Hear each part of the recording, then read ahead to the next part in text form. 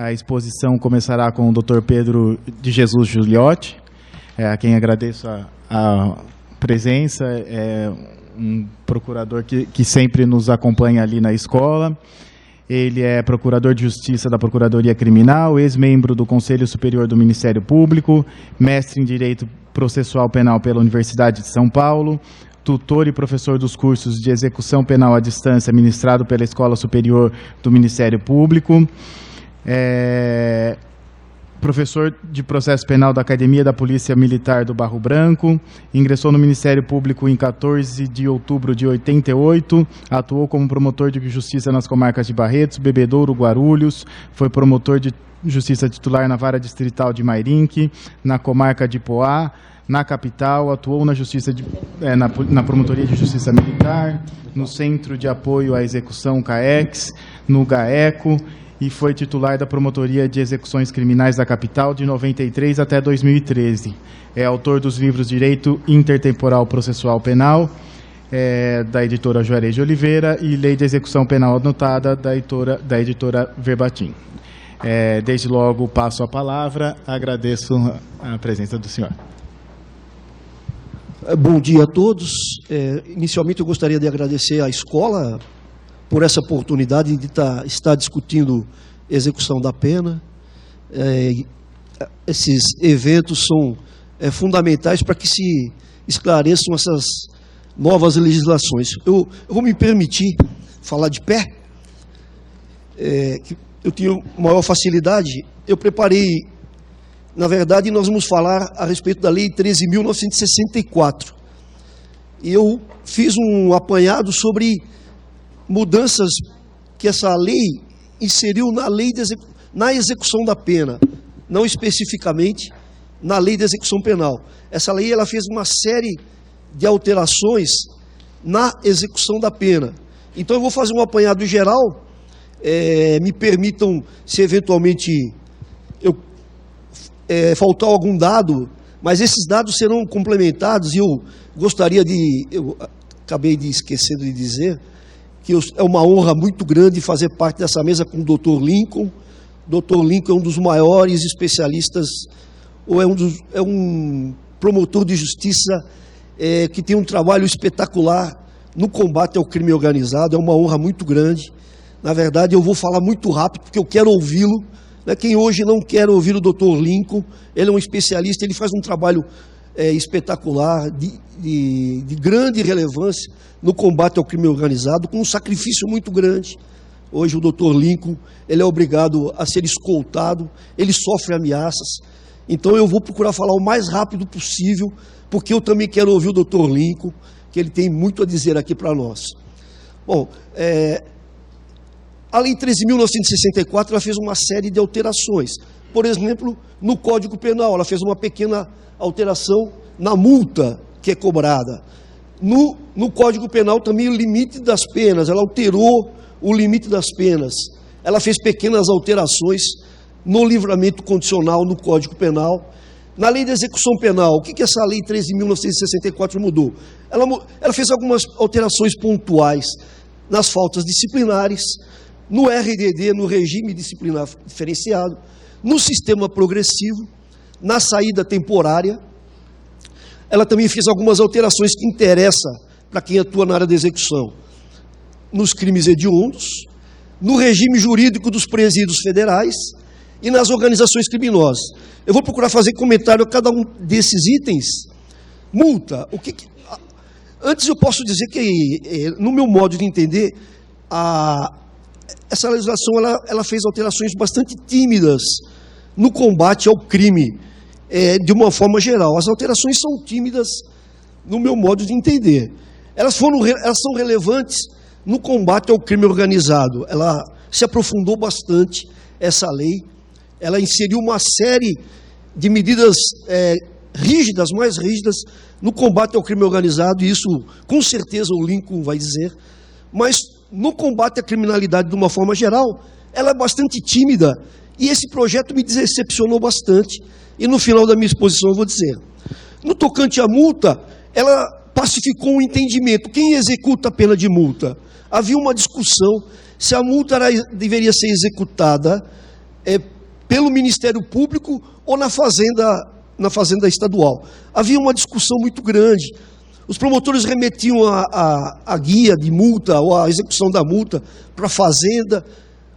Esse projeto tem vice-mérito, pacificou, né? Hoje a multa deve ser executada pelo Ministério Público. De que forma que vai ser executada? Ainda está sendo discutida. Aqui nós estamos aqui o doutor Arthur, que é do Centro de Apoio Criminal, a doutora Fernanda, que faz um trabalho espetacular no Centro de Apoio, e eles estão discutindo como é que o Ministério Público deverá executar essa pena de multa. Mas essa questão já está pacificada por essa lei. O artigo 51 do Código Penal estabelece expressamente que a multa deve ser executada pelo Ministério Público. Limite das penas. Aqui tem uma questão interessante de grande relevância para a execução da pena. O Código Penal de 40, ele dizia que um preso só pode ficar encarcerado por no máximo 30 anos.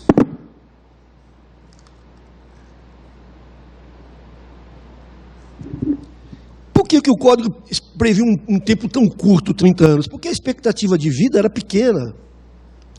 Então as pessoas morriam com 50, 54 anos. Meu avô, com 54 anos, ele era velho já, ele faleceu com 54 anos.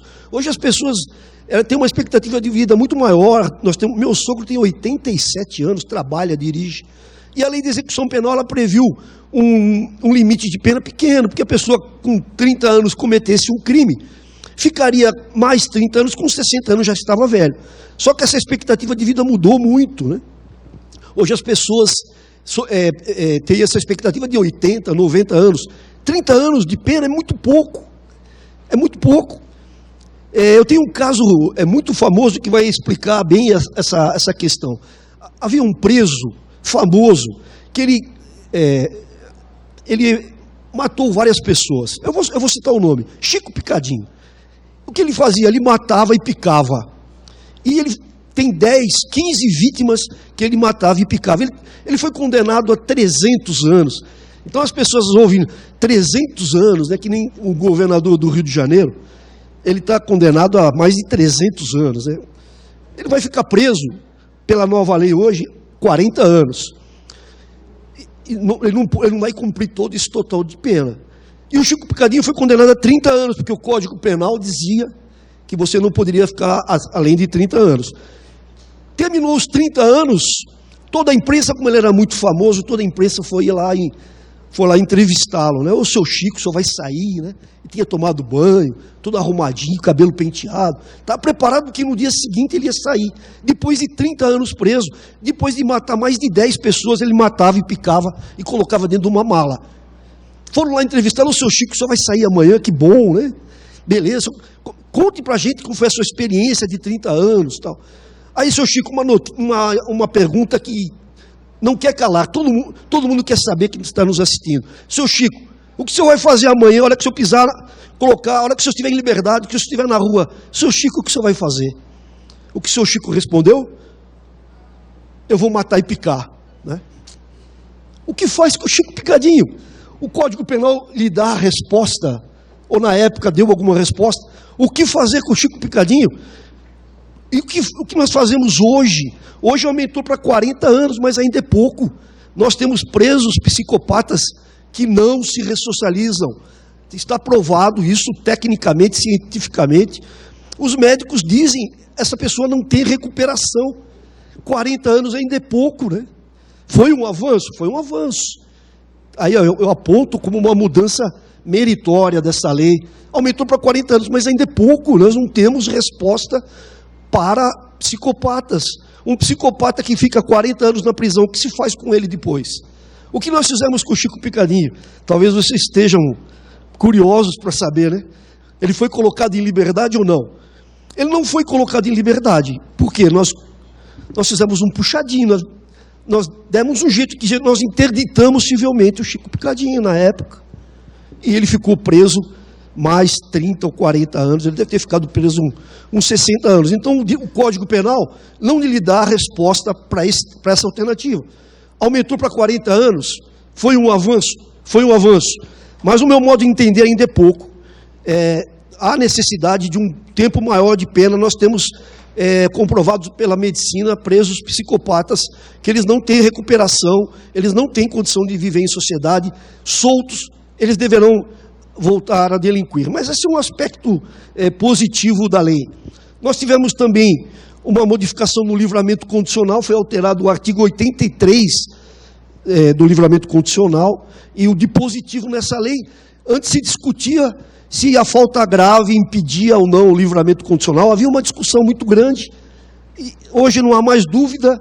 No artigo 83, para obter o livramento condicional, o inciso 3, letra B, não cometimento de falta grave nos últimos 12 meses, isso já se pacificou. Havia uma discussão muito grande.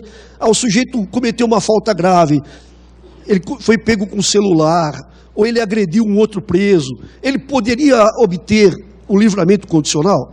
Não estava expresso na lei isso. Hoje já ficou de forma clara que o preso que pratica falta grave nos últimos 12 meses não pode obter o livramento condicional, que é uma saída da cadeia antecipada. A lei de execução penal estabelece também a identificação do perfil genético. Hoje você se identifica um criminoso pelo impressões datiloscópicas, pela fotografia, e também é uma novidade o perfil genético, que já estava na lei, mas não havia uma obrigação. A lei estabeleceu que, se recusar a submeter-se à identificação genética, constitui falta grave.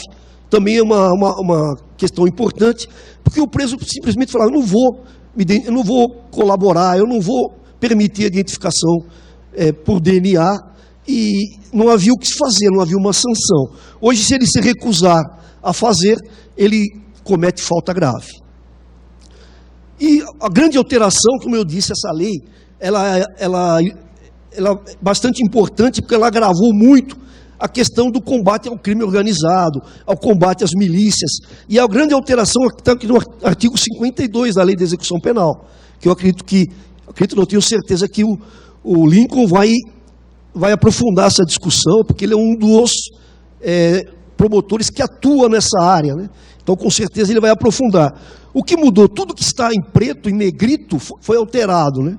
Foi alterado, tornando mais duras as regras do regime disciplinar diferenciado. Para quem não é ligado à área de execução, quando que o preso ele vai para o regime disciplinar diferenciado? Quando ele comete uma falta grave que constitui crime e que pode causar a subversão da ordem e da disciplina nos presídios. Tudo que está em negrito é que foi alterado. Para o RDD, exigia-se, ou ele ficaria no RDD pelo prazo de 360 dias. Hoje são por 2 anos. Ele pode ficar no RDD por 2 anos e essa sanção pode ser repetida. Então, houve um acréscimo muito grande dessa internação. Uma outra alteração importante, não havia essa previsão. Hoje ele não pode ter mais contato físico com as visitas. Visitas quinzenais de 2 pessoas, o que não está em negrito já havia previsão. Hoje, 2 pessoas por vez, foi inserido pela nova legislação, e em instalações equipadas para impedir o contato físico. O que a gente vê em filmes, né, americanos, o preso não pode ter contato com as visitas, né?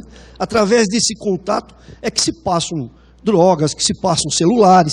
Então, colocou essa restrição, equipadas para impedir o contato físico e a passagem de objetos por pessoa da família, ou no caso autorizado judicialmente. Uma outra previsão importante também, visando o combate ao crime organizado, eles podem sair para o banho do sol em 2 horas, já havia essa previsão, mas em grupo de até 4 presos somente, não havia essa restrição, agora há, e não pode ter contratos com grupos do mesmo grupo, com presos do mesmo grupo criminoso, o que é evidente, porque se eles têm a possibilidade de conversar, eles podem continuar controlando o crime do interior dos presídios.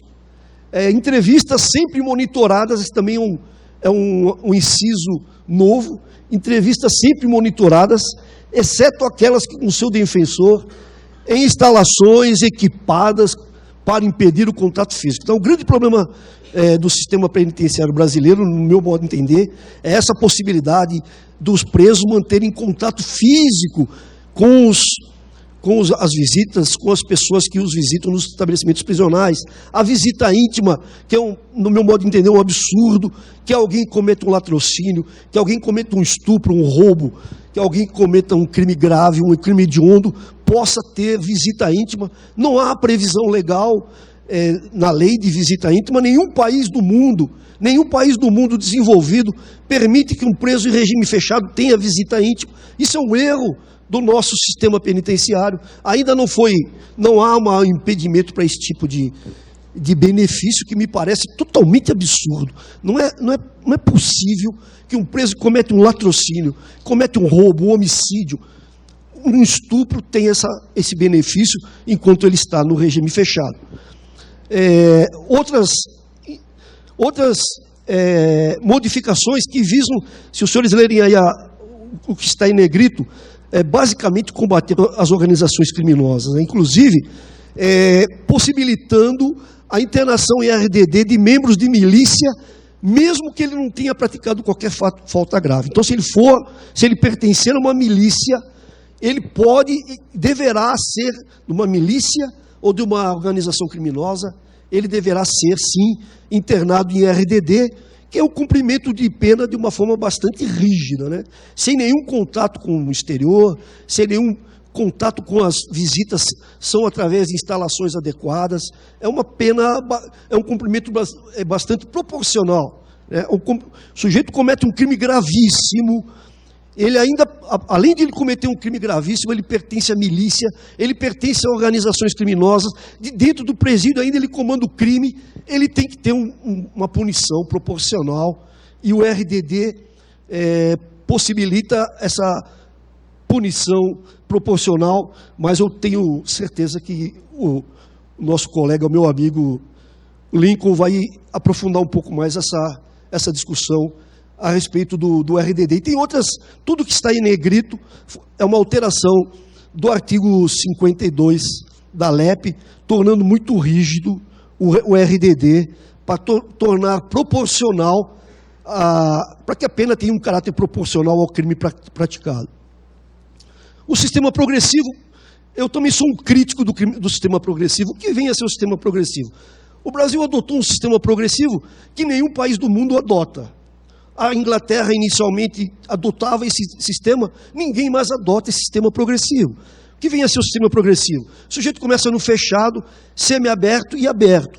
O semiaberto deveria ser em casas, em estabelecimentos de industrial, agrícola e similares. E o regime aberto deveria ser em casa de albergado. Eu pergunto, existem estabelecimentos industriais ou similares no Brasil suficiente para esse regime semiaberto? Não existe. Não existe mais esses estabelecimentos. São raros no país esses estabelecimentos de regime semiaberto. O regime aberto deveria ser em casas de albergados. Existem casas de albergados no Brasil? Não. O semiaberto, na verdade, hoje virou aberto, e o aberto virou domiciliar. Essa progressão, esse sistema progressivo, só existe no papel. No semiaberto, no aberto no Brasil, o sujeito já está na rua, essa é a realidade. Os senhores, quem veio de metrô, quem veio de ônibus aqui, com certeza sentou ao lado de alguém que está no semiaberto, que saiu para trabalhar. É um absurdo, né? É um absurdo. O sujeito comete um crime grave, cumprido um lapso de tempo, ele pode ir para o semiaberto, que implica em liberdade. Então, esses regimes semiaberto e aberto só existem no papel. Na prática, nós temos o fechado, né, e a liberdade, porque quem está no semiaberto praticamente já está em liberdade, ele sai todos os dias para trabalhar, e quem está no aberto está em domiciliar, né? Agora mesmo eu recebi uma ligação telefônica de um repórter que queria que eu desse uma entrevista, porque o governador do Rio de Janeiro, o ex-governador, o Pezão, ele está com tornozeleira eletrônica. O STJ deixou ele, depois de cometer inúmeros crimes, e crimes graves, né? Porque uma coisa é você matar alguém, uma coisa é você roubar um dinheiro que vai para um hospital, um dinheiro que vai para uma creche, um dinheiro que vai para enchentes. Quantas pessoas as enchentes mataram aqui em São Paulo? Quantas pessoas? Quem que é o responsável por não investir nas enchentes? Quem desviou o dinheiro dessas enchentes? Então, a corrupção, ela gera uma criminalidade indireta muito grande. E o Pezão foi autorizado pelo STJ a sair, ele está em regime domiciliar com tornozeleira. Ele foi visto num bar, tomando cerveja e comendo torresmo. Isso é um absurdo, né? Isso gera para a população um sentimento de impunidade. O crime compensa, né? O Pezão, ele roubou o estado do Rio de Janeiro, e ele está num bar, tomando cerveja e comendo torresmo, com tornozeleira eletrônica, porque o judiciário assim permitiu. Isso é uma brincadeira, isso não é justiça, né? No sistema progressivo houve uma alteração muito grande. Para você progredir para o semiaberto ou para o aberto, você teria que cumprir 1/6 da pena, crime comum, né? E bom comportamento.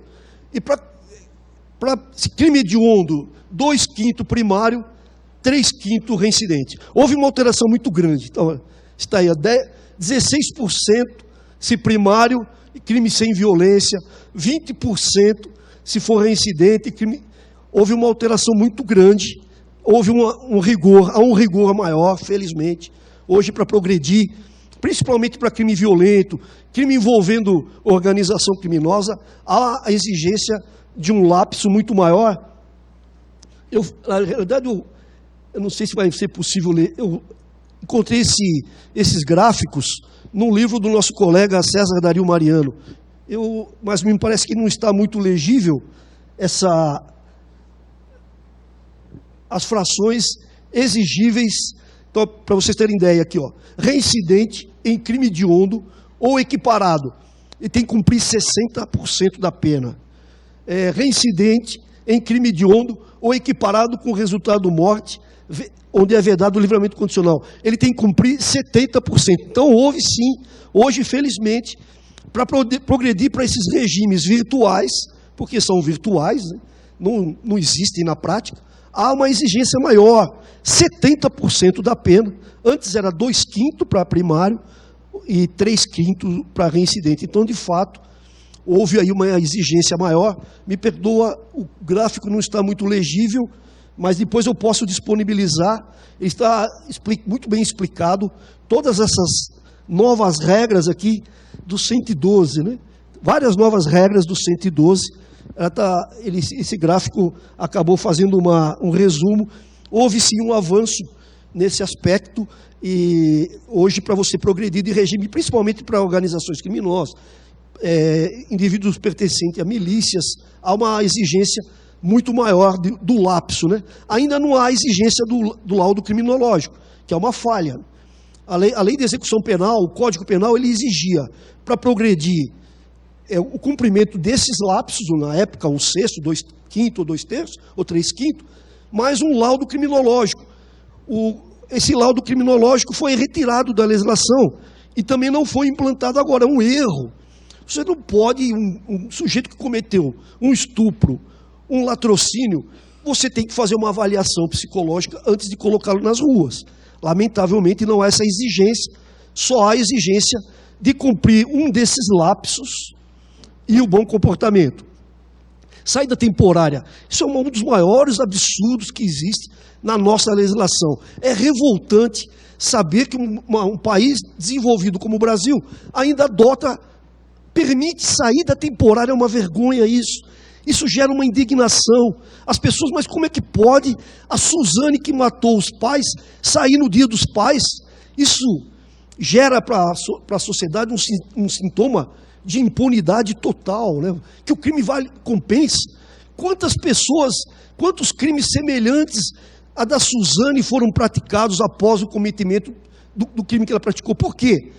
Porque quem vê a Suzane acha que o crime compensa. Ela vai escrever um livro, ela vai fazer um filme, ela tem saída temporária, ela tem vários pretendentes a casar com ela. Hoje, quem olha a Suzane fala, a Suzane matou o pai e a mãe, e ela vai ter todos esses benefícios. Por que eu não vou matar minha mãe e meu pai? E hoje nós tivemos um crime bárbaro, idêntico, que uma moça matou os pais, um crime terrível. Será que teria ocorrido se a Suzane estivesse presa efetivamente, presa num tempo proporcional? Quanto tempo uma pessoa que mata os pais deve ficar? Quanto tempo? Quanto tempo? Nós temos aí aquela artista da Globo que ela foi assassinada pelo namorado. Ela está morta, a família acabou, a família. Imagina para os pais ver uma filha com todo aquele futuro ser assassinada. Onde está o assassino? Onde está o assassino? Está preso? Ele já está na rua há muito tempo. É um absurdo isso que acontece no Brasil. Não há proporcionalidade, né? Não há proporcionalidade. Houve uma pequena mudança aí na saída temporária. Pouco, tem que distinguir a saída temporária. O que vem a ser a saída temporária? Para os presos que estão no regime semiaberto, os juízes, a lei concede 5 saídas temporárias por ano. E para que o preso, eu quero sair hoje, que é a formatura da minha filha. Não, eu quero sair hoje, porque é aniversário da minha esposa. Então, os juízes, o Poder Judiciário estabeleceu 5 datas, né? Natal, Ano Novo, Dia dos Pais, Dia das Mães. Então, na verdade, a Suzane, ela não sai para visitar o pai, a mãe. Ela sai porque é uma data prevista, mas eu já falei com os colegas lá de Taubaté, falei com o juiz, não deixe a Suzane sair no Dia dos Pais, é um absurdo isso. Eu sei que ela não sai, que é uma data prevista para todos os presos, mas a Suzane não pode sair no Dia dos Pais. Isso gera, a população não entende, mas como é que ela matou os pais e está indo para casa no Dia dos Pais? Então, eu sou favorável, não se justifica mais a saída temporária, até porque o semiaberto, que deveria ser cumprido em instituições industriais ou similares, praticamente os presos já saem para trabalhar. Para que saída temporária? Para que colocar milhares de presos no Dia das Mães, no Dia dos Pais, todos na rua ao mesmo tempo? Para quê? Se eles já saem normalmente, para trabalhar, não se justifica mais. E eu esperava que se extinguisse essa aberração jurídica, né? Para que a população tivesse mais tranquilidade. Muitos deles não voltam. Imagine você ser vítima de um preso que está na saída temporária. É uma vergonha isso. Às vezes fica até difícil, eu sou um professor de direito, mas às vezes fica até difícil você explicar alguns institutos jurídicos. A saída temporária é uma vergonha. Houve uma alteração, eu já tenho só 5 minutos, houve uma alteração também na lei de crimes hediondos, e uma alteração importante também, uma parte positiva da lei. Esses crimes hediondos, quando o sujeito comete um crime hediondo, considerado hediondo, ele não tem direito a uma série de benefícios. E a lei ampliou, né? Por exemplo, o roubo, né? Na lei anterior, na lei 8.072, com a redação anterior, só impedia o latrocínio. Houve um aumento de tipos penais, roubo circunstanciado pela restrição de liberdade da vítima. E o roubo é um dos crimes mais praticados, né? Não há uma punição proporcional, né? Hoje tem juízes dando para roubo semiaberto. Então essa lei avançou, tornando o roubo, várias hipóteses de roubo. Roubo é quando o sujeito assalta a outra com uma arma, com uma faca. É um crime extremamente agressivo. Virou banal porque não há uma punição proporcional. Eu não quero castigo, eu quero uma punição proporcional. Hoje no Brasil, o sujeito entra num consultório médico, o menor entra num consultório médico, assalta a dentista e coloca fogo no corpo dela. No Brasil, qual a punição que existe para esse menor? 3 anos. 3 anos para um menor que coloca fogo numa pessoa. É uma punição proporcional? Então, o que eu clamo é que hajam punições proporcionais, né? Então, houve um avanço aí também. Eu já estou finalizando. Vários crimes aí foram inseridos, né? Comércio ilegal de armas de fogo, hediondo também. Vários delitos. Uma alteração também, que isso eu tenho certeza que o Lincoln vai falar. Houve uma alteração, as regras do cumprimento das penas nos presídios federais, há muito mais rigor agora. Eles implantaram uma série de novas medidas, né? No artigo 3º do regime da lei que trata do cumprimento da pena dos regimes nos presídios federais, né? Uma série de regras bastante rígidas. Hoje, cumprir pena num presídio federal, as regras são muito rígidas para esses presos. Por que eu trouxe para discussão nesse debate? Porque o artigo 11b da lei diz o seguinte: os estados do Distrito Federal poderão construir estabelecimento de segurança máxima, a eles aplicando o que couber. Então nós podemos também ter em São Paulo presídios similares aos federais com o mesmo rigor. Presídios para latrocida, presídio para estuprador, presídio para psicopatas que precisam permanecer encarcerados. Então nós podemos adotar no estado de São Paulo esses modelos também. Organizações criminosas também, ainda dentro daquela ideia que a lei endureceu muito o combate, a punição às organizações criminosas. Tem duas citações que eu gostaria de fazer. As lideranças de organizações criminosas, armadas ou que tenham armas à disposição, deverão iniciar o cumprimento da pena em estabelecimento de segurança máxima. Então, participou de organização criminosa, deverá iniciar o cumprimento em estabelecimento de segurança máxima. Esses estabelecimentos que têm todo esse rigor que eu disse aqui durante a minha exposição. E também condenado expressamente em sentença por integrar organização criminosa, não poderá progredir de regime ou obter livramento condicional. Já foi um avanço também, impedindo a progressão, mas é muito pouco, né? Dentro desse universo que eu estou dizendo para vocês, é muito pouco. Dentro da criminalidade instalada no país, em São Paulo, essa lei é muito pouco, eu acho, né? Eu esperava um pouco mais. Para finalizar, sugestões aqui do professor, né, do procurador de justiça, que atua nessa área há muitos anos. Abolir o sistema progressivo não se justifica mais a existência de um sistema progressivo que existe no papel e não existe na prática. Como que se faria a individualização da pena? É livramento condicional. O sujeito cumpre um lapso da pena e depois ele vai para o livramento condicional, como acontece nos Estados Unidos, como acontece na Itália, como acontece na Alemanha, né? O regime semiaberto é uma jabuticaba do direito, né? Se você falar num país sério, que nós temos um sistema progressivo como o instalado no Brasil, eles vão sorrir da gente, vão falar, é possível. É por isso que a criminalidade está tão avançada. A extinção da saída temporária, né? Isso eu não me recuso, é um absurdo, né? E a elevação da pena máxima. Eu acho que 40 anos ainda é pouco. Eu sou favorável a que o preso fique por mais tempo na cadeia, porque nós temos presos psicopatas que não vão se recuperar. Gente, muito obrigado. Eu corri. Obrigado. O tempo é muito curto e a gente quer falar tudo, a gente se emociona, mas eu agradeço a atenção. Estou à disposição para depois qualquer dúvida. E vou passar a palavra aqui para o meu amigo, o Lincoln, que ele tem muitas coisas interessantes para falar.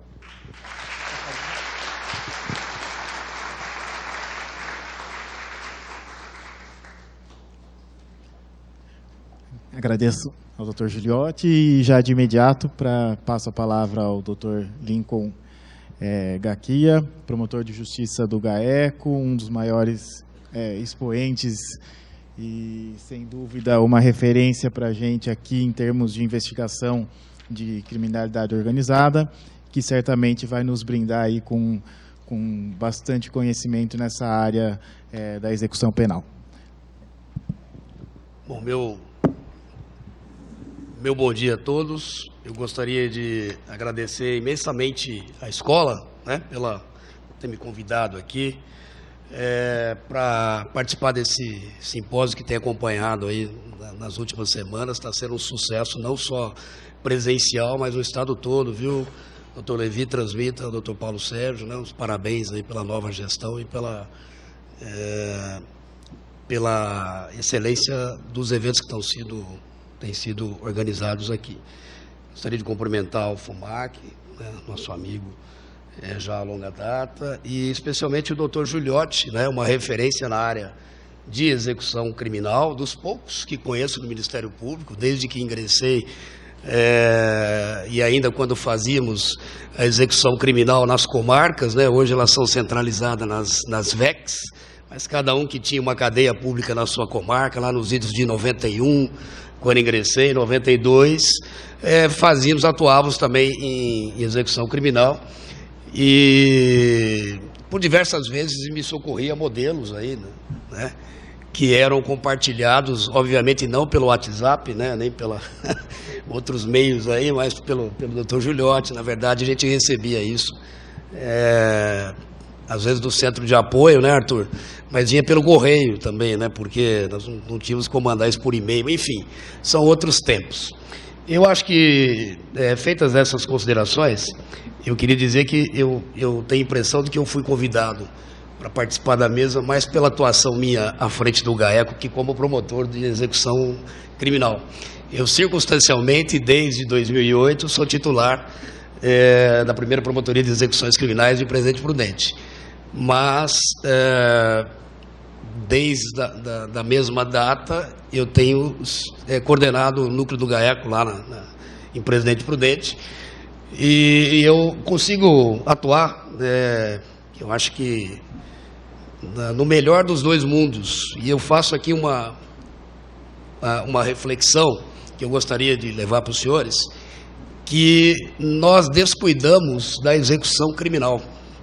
A execução criminal, não só aqui no estado de São Paulo, mas no país todo, ela é totalmente desconectada com a persecução e o conhecimento. Então você gasta, às vezes, com grupos, com uma investigação qualificada, que estamos caminhando para isso, e isso tudo, às vezes, se perde na seara da execução criminal.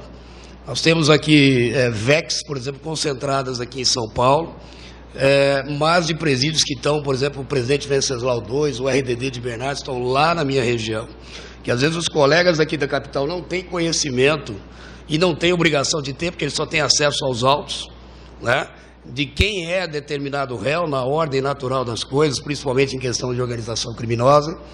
E isso leva, às vezes, que nós não consigamos, todo o esforço que é feito na área, na fase de conhecimento, se perde, porque não houve um acompanhamento, não do colega, às vezes da própria procuradoria, ou o próprio tribunal não foi informado de que determinado líder está sendo beneficiado com indulto, por exemplo, está conseguindo 3 ou 4 comutações de pena, como o GG do Mangue, por exemplo, e saiu de liberdade. Eu mesmo, que acompanhava ele diuturnamente, e não sabia. Ele estava no RDD por um pedido meu, cumprindo pena no RDD, e ele saiu, acho que foi o único caso que eu me lembro, ele saiu do RDD para a rua, em liberdade, porque o tribunal, o STJ, acabou mantendo lá. O tribunal, na verdade, concedeu 3 comutações, tenho certeza que elas passaram despercebido, porque por mais que tenha pena a ser cumprida, vai se verificar mais as questões de natureza objetiva. Esses indivíduos, eles têm ótimo comportamento carcerário, é bom que se diga, nenhum deles pratica, ele pessoalmente, faltas graves, muito difícil, desrespeitam o servidor, tudo isso é feito na surdina. Então eu já faço esse apelo aqui, já fiz anteriormente, viu, Arthur? Você que está aí representando o Centro de Apoio, o Levi na escola, que nós temos que cuidar mais dessa conexão do conhecimento com a execução criminal. E agora mais, nesses acordos de não persecução criminal, em que praticamente toda a fase de execução passa para os colegas de execução e para o juiz de execução. É bom que passe também estrutura para que a gente trabalhe nisso, porque vai aumentar muito o trabalho de execução, que já é muito assoberbada.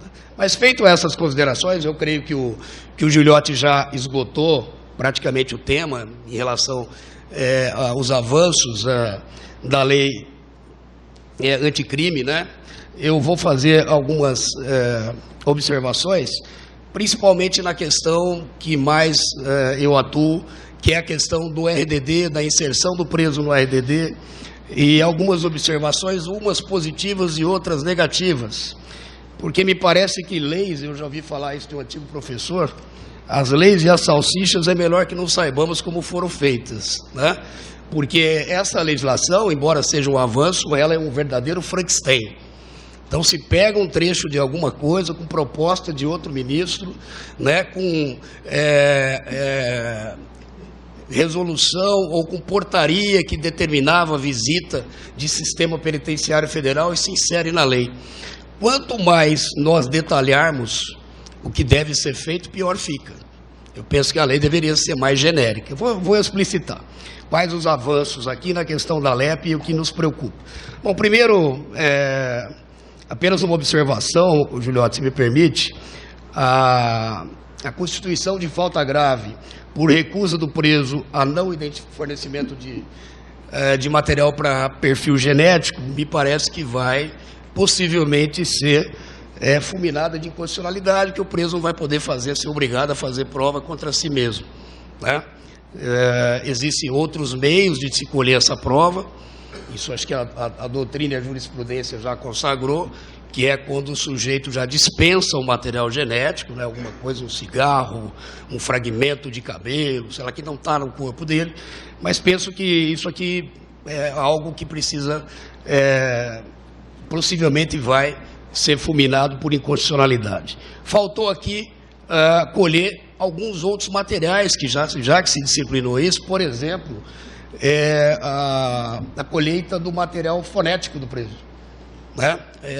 Seria interessante que num banco todos os que ingressassem no sistema penitenciário dos estados e federal, eles tivessem o material fonético também colhido, porque grande parte dessas situações, e o Arthur sabe bem disso, né, há uma extrema dificuldade de identificarmos presos falando ao celular, né? Se a gente já tivesse hoje, as maneiras de comparação são extremamente simples, até com aplicativos de internet a gente consegue, com um razoável acerto, comparar, né, a voz e verificar de quem pertence. Então entrou, já colhe, né? Eu acho que não há dificuldade nenhuma nisso, né? Já fornecimento voluntário que seja, se não for involuntário, vai cair na mesma questão do perfil genético.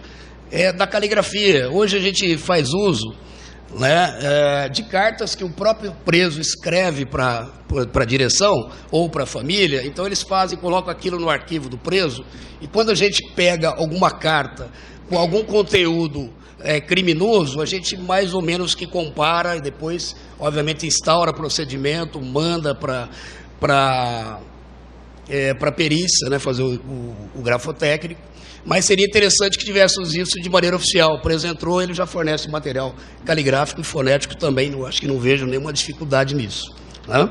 E vai ajudar bastante, partindo do pressuposto que no Brasil a gente tem uma gama considerável de presos que cometem crimes já no sistema penitenciário. Nós estamos falando do crime cometido lá fora, né? Nós estamos falando do crime cometido dentro do sistema penitenciário para fora. A questão do RDD me preocupa bastante. Tivemos inegáveis avanços. Nós aqui em São Paulo mandamos um anteprojeto de lei para tentar aumentar o prazo do RDD, né?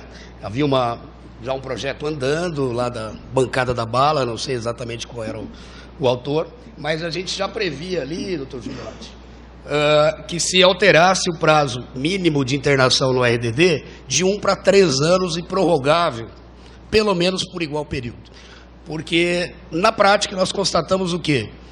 Que toda essa liderança já havia passado pelo RDD de Presidente Bernardes por 1 ano.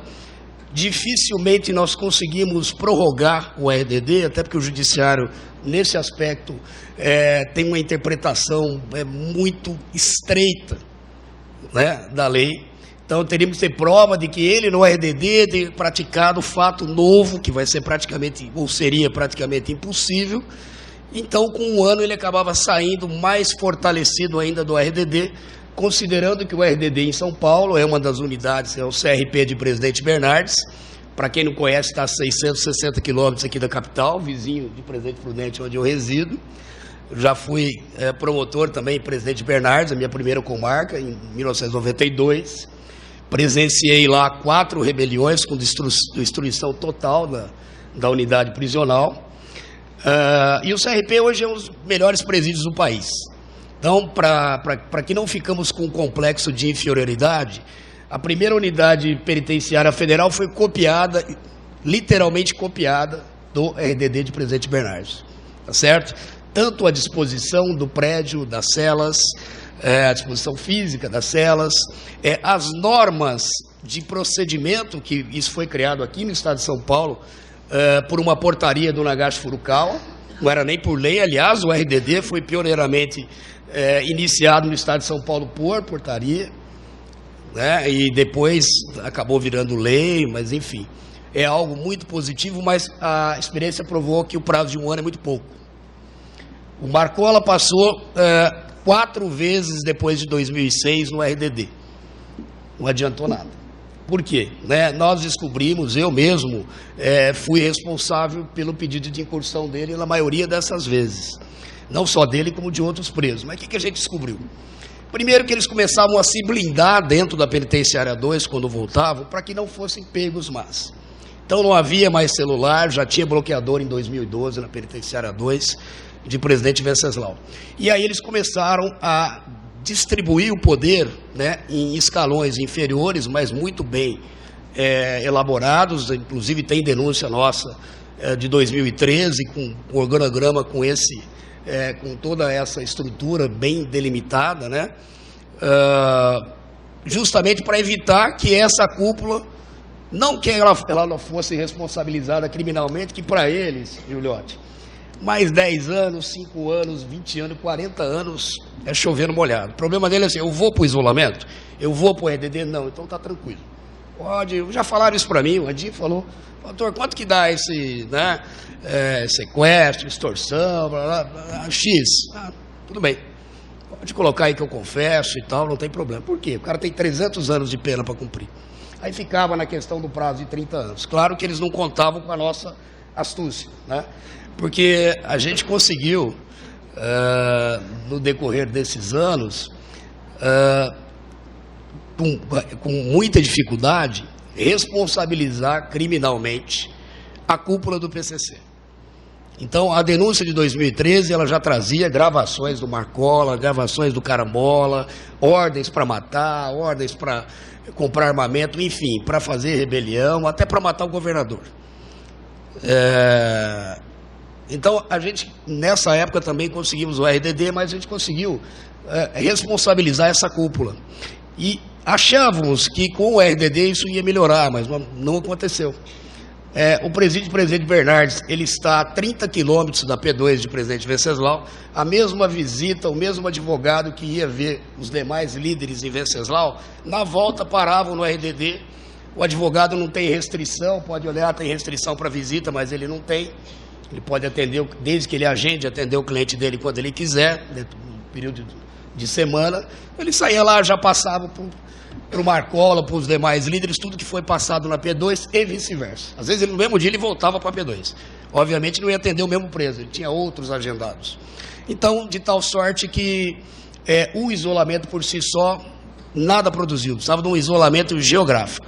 Então, a lei andou bem quando ela aumentou esse período de isolamento para 2 anos, prorrogável por igual período. Nós estamos falando aqui do RDD, de maneira genérica, não vou dar uma aula aqui para os senhores, que a gente tem o RDD que é o mais comum, que é pelo cometimento da falta grave, que o Giuliotti explicou.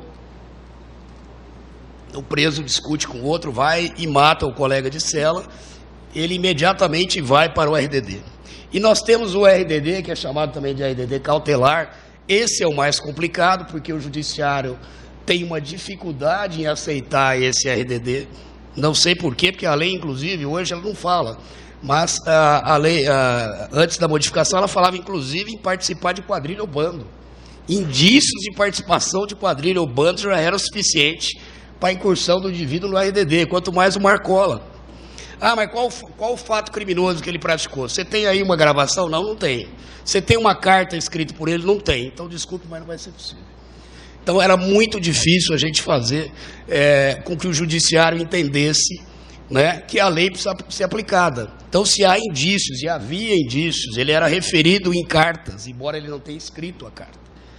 Haviam ordens nas ruas que tinham referência a ele, de que ele continuava a comandar. Eu estou falando genericamente Marcola, mas serve para toda a liderança. Então precisava de rigor e da incursão desses presos no RDD, mas como líder de organização criminosa. Então foi isso que nós fizemos em 2013 com a Operação Etos, em que o Marcola foi pego no e-mail. Obviamente o e-mail não foi mandado para ele, porque se não tem celular também não teria e-mail, mas eram 39 advogados, mais o vice-presidente do CONDEP, que eu acho que já utilizou até esse auditório para fazer algumas audiências públicas, com participação de colegas do MP, e tirando foto e levando essas fotos para o interior da penitenciária 2 para mostrar o tanto que ele era influente. Esse mesmo indivíduo, o José Luiz Carlos, aliás, ele homenageou o presidente do Tribunal de Justiça no Maxud, uma festa muito bonita, com fotos, né, com vários desembargadores. Aí homenagear o Márcio Elias Rosa, doutor Márcio. Eu liguei para ele no dia do jantar e ele inventou uma desculpa e não foi. Falei, Márcio, tua foto vai parar lá dentro da P2, como foi parar do Youssef, né? E de outros aí que estiveram também homenageados por esse criminoso. Pegou 30 anos de reclusão. Nós conseguimos responsabilizar o Marcola porque nós tínhamos investigações lá no GAECO em que os presos pediam as coisas mais absurdas. Por exemplo, autorização para fazer uma cirurgia de redução aqui, eu não sei como é que fala isso para o homem, do peito, da mama, porque tomou muito hormônio, muita bomba, estava muito forte, depois murchou e ficou com peito. E aí tinha autorização para tirar isso. E outras mais, o Marcola queria pôr botox, né? E ele veio dizendo que ele tinha uma inflamação do nervo trigêmeo, né? Parece que é uma dor infernal, mas nunca foi referido isso pelos médicos, nem em atendimento. Então a gente instaurou lá um pique e começou a ir fundo nisso aí. Cirurgia de fimose e outras coisas que não vêm ao caso. Né? E aí a advogada, uma das advogadas, mandou um e-mail para a gestora com a capa da reportagem com a GAECO instaura procedimento para pedindo apoio do Marcola. Fale aí com 12, eu não me lembro o número da matrícula, que eram tratados por código, para que ele resolva, o promotor lá, o japonês, que sou eu, né? Já está aqui em cima e vai pegar a gente, quer dizer, esse e-mail acabou vinculando o Marcola. Então nós pedimos a internação dele. Ele foi condenado na Operação Etos a 30 anos de reclusão, o TJ já manteve, né? Todos os presos, são 14 da liderança, a maioria, acho que faltam 3 ou 4 só para serem julgados. O processo que tem mais de 80 mil páginas foi dividido em 10, foi desmembrado em 10, né, pelo número, e já vou terminando. E o mais interessante disso tudo, né? Ele ficou 1 ano pela Operação Etos. Realmente essa condenação causou um estrago muito grande na carreira dele, ele sabe disso, porque o Marcola já está há mais de 25 anos preso. E ele imaginava que ele sairia daqui 5 anos. Aí, pelas condenações que ele tem tomado já no cumprimento de pena, essas condenações têm interrompido esse lapso de 30 anos, que agora aumenta para 40, né? Talvez não se aplique a ele, mas enfim, isso é uma discussão ainda para uma outro simpósio, né? Mas ainda que mantivéssemos os 30, a partir de 2018, nós renovamos o prazo de permanência do Marcola por mais 30 anos. Então ele tem 52, tomara que saia com 82 ou morto, desculpem, né? Porque dizem que vai fazer uma greve de fome, não sei se ele vai aguentar 30 anos com a greve. O que me preocupa aqui, nesses últimos 10 minutos falando, eu quero me ater bastante a isso, o Sistema Penitenciário Federal. O prazo foi muito bom, aumentou de 2 anos, prorrogável por mais 2 anos. Permite aqui, expressamente aqui, ele acabou repetindo o que já havia sido constado no artigo 52 anterior, que o preso puder, que se tratando de integrante de organização criminosa ou líder de organização, que esse RDD possa ser prorrogado por cada 1 ano, né, que, havendo indício que ele continua a comandar, que você possa prorrogar esse período. Então, no caso do Marcola, se tudo caminhar bem, vai se conseguir prorrogar o RDD dele sucessivamente. O que me preocupa é a questão da salsicha, né? Foi colocada aqui a questão do monitoramento total das conversas dos presos do RDD. Vou começar pelo RDD e finalizar pelo Sistema Penitenciário Federal, que é mais ou menos a mesma coisa. As entrevistas, é claro que lá não tem contato físico, portanto não tem visita íntima. As entrevistas sempre monitoradas, exceto aquelas com defensor, em instalações equipadas para impedir o contato físico, passagem de objetos, tal.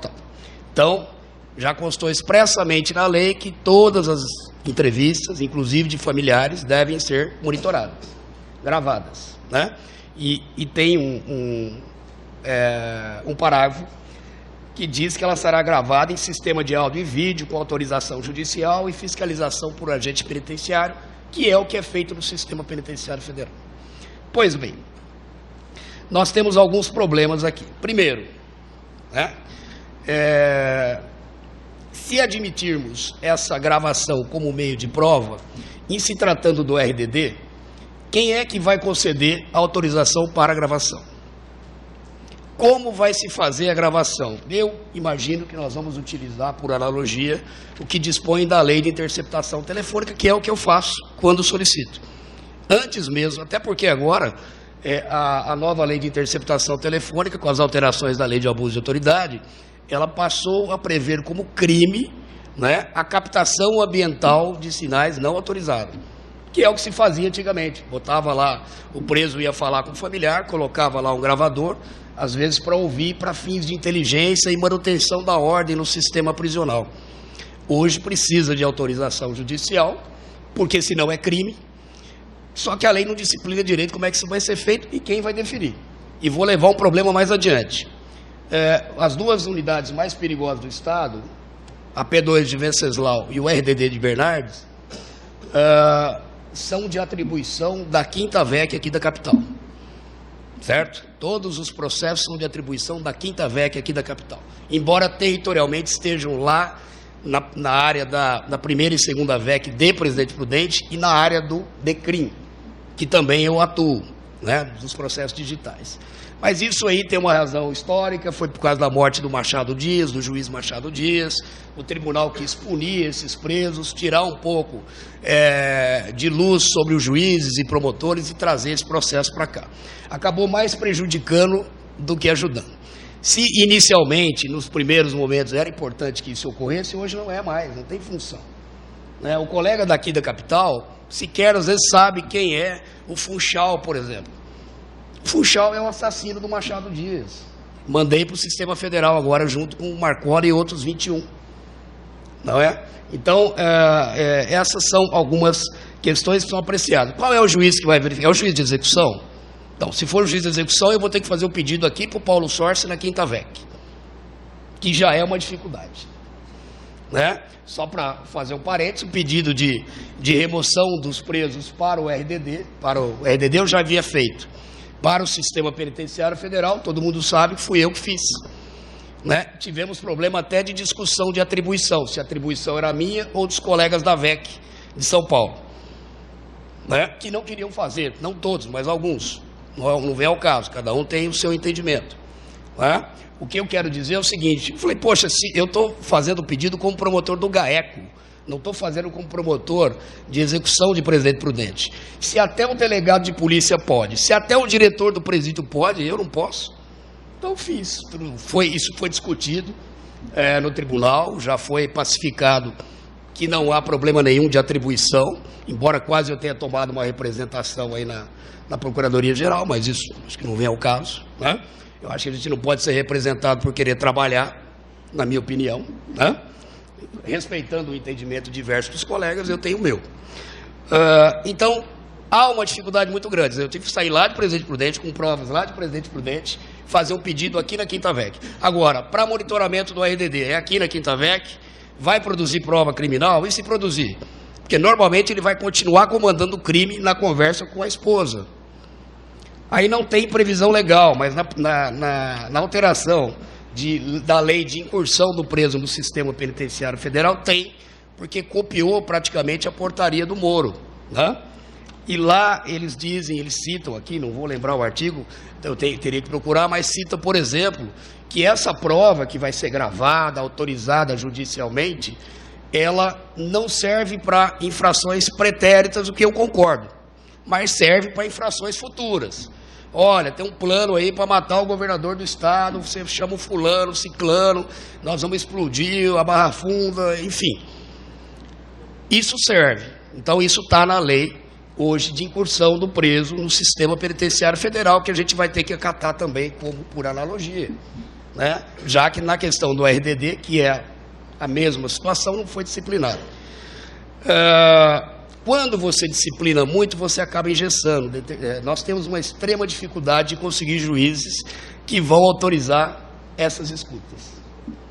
E não por uma questão legal, desculpe, mas por uma questão emocional, né? Talvez de pavor, medo, paura, covardia e o nome que os senhores queiram denominar. Mas alguém vai ter que autorizar ou não. E aí eu perguntaria, e por quanto tempo? Todas, né? Se nós usarmos também a lei de interceptação telefônica, que eu acho que é o mais correto, por 15 dias, vai ter que ter relatório, vai ter que ter degravação e uma série de coisas, né? Então, tudo isso dificulta a nossa atuação. E mais uma observação também que deve ter passado despercebida pelo governador do Distrito Federal,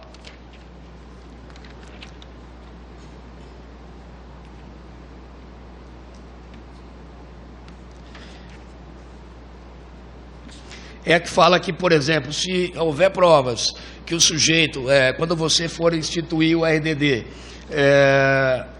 e houver provas que o sujeito comanda a organização criminosa com atuação em mais de 2 estados, o RDD será cumprido obrigatoriamente no sistema penitenciário federal.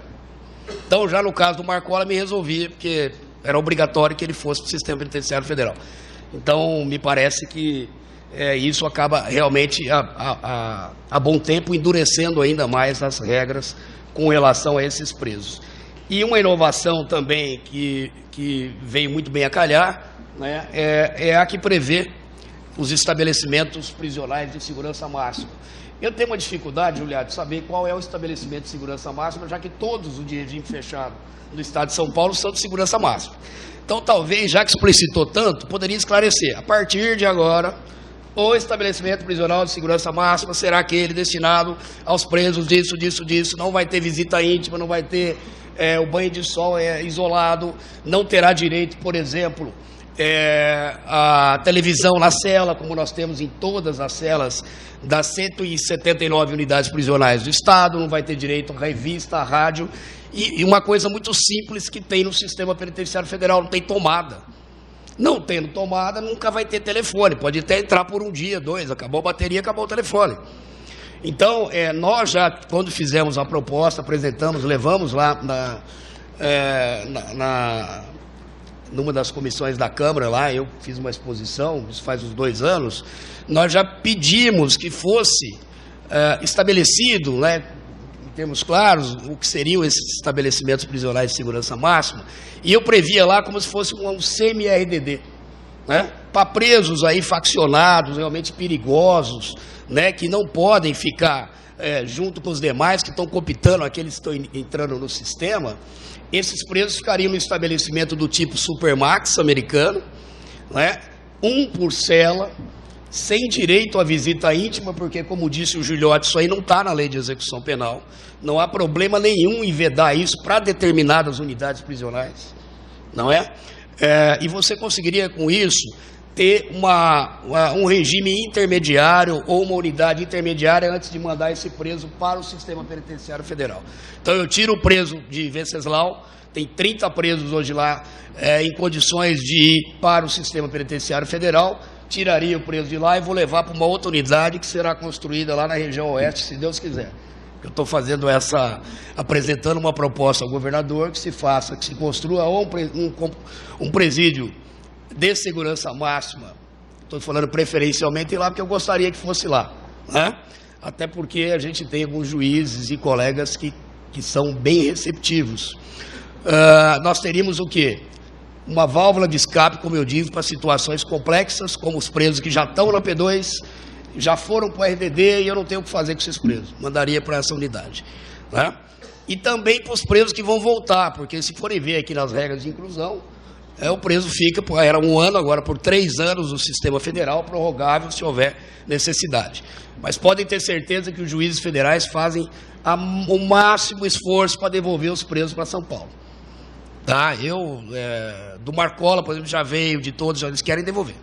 O governador quer devolver. Já estou com o tempo encerrado. Bom, teria mais algumas coisas para falar, mas eu não vou me estender mais, era mais essas questões práticas realmente, dificuldades que encontramos no cumprimento diário das funções, né, de combate a crime organizado e atingindo onde realmente dói nesse preso, que é a restrição total de liberdade com a inclusão ou no sistema federal, ou em RDD, ou nessa cadeia intermediária que nós vamos propor. Muito obrigado, viu, pela atenção e eu agradeço a todos.